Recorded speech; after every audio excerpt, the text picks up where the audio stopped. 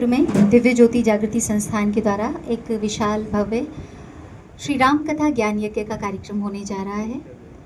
दिव्य ज्योति जागृति संस्थान का जो लक्ष्य है वो है विश्व शांति, और उसके लिए हमने एक अभियान चलाया है।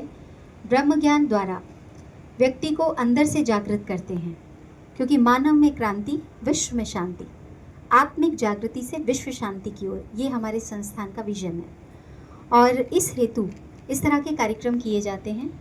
बहुत ही एक्सक्लूसिव बात है इस कथा की, जो इस कथा के ऑरेटर हैं doctor Sarveshwar, PhD in chemistry from IIT Delhi. हो सकता है आज इस एजुकेशन का कोई यूथ जानता भी ना हो कि रामचरितमानस के कितने कांड हैं या रामचरितमानस के किस कैरेक्टर ने क्या किया था। ऐसा यूथ जब आगे ग्रंथों का शोधन करके हमारे बीच इस कथा को बाँचेंगे तो वो अपने आप में बहुत एक्सक्लूसिव होगा। और इस कथा के माध्यम से मैं आह्वान करना चाहती हूँ, कथा is not the subject for the senior citizen. हमारा यूथ, हमारी फैमिली, हमारी महिलाएं, बच्चे, सब लोग इसमें पार्टिसिपेट करें।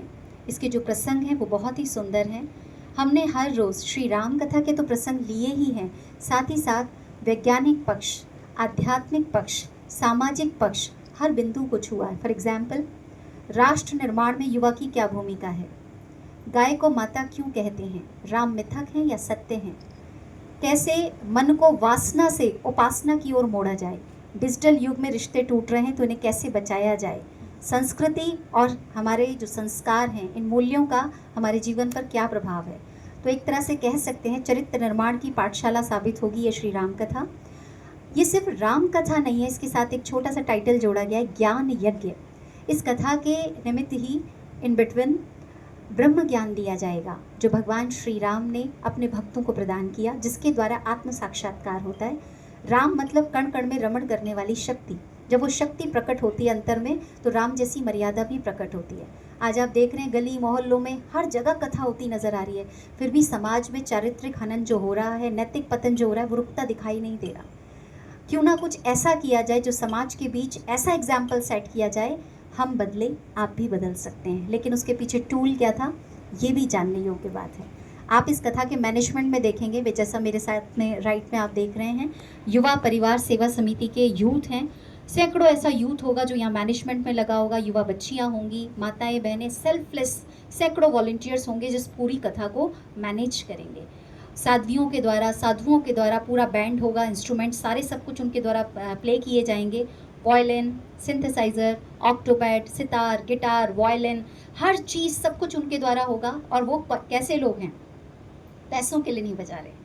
आप जब आएंगे तो उस दिव्यता और भव्यता को महसूस कर पाएंगे।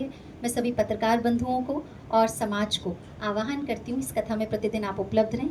कल 16 मई 2026 प्रातः 9 बजे गोपाल वाटिका से हमारी कलश यात्रा का शुभारंभ होगा, जिसमें स्कूल के बच्चे भी पार्टिसिपेट कर रहे हैं।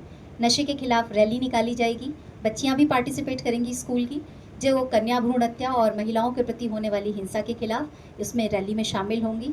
पहली ऐसी कथा होगी इस हापुड़ में जो किसी सामाजिक प्रकल्प को समर्पित है। ये संस्थान के नशा उन्मूलन प्रकल्प बोध को समर्पित है। संस्था इस कथा के माध्यम से आह्वान करेगी कि नशे को ना करें।